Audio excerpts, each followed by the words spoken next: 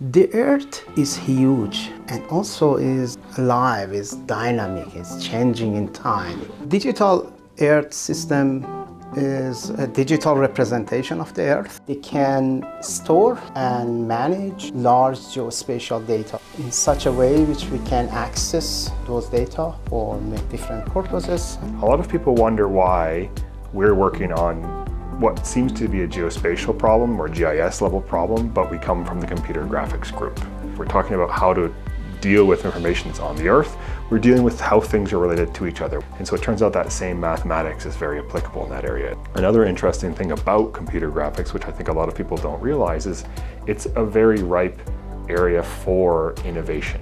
And that's because oftentimes in computer graphics, we're given imperfect data. And we have to try and come up with a way to take that information, and even though it's imperfect, come up with a representation that represents what we're actually going for.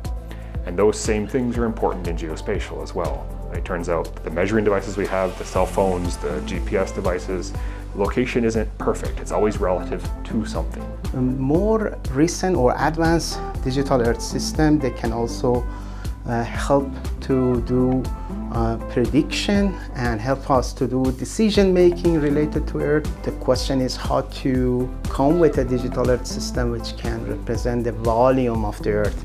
And with the help of those systems, we hope we can address this question, what's happening beyond, under the ground. The picture we take on our cell phone, location of a store, flight routes, migration patterns, like there's so many different things that have geospatial information about it that it impacts pretty much every industry.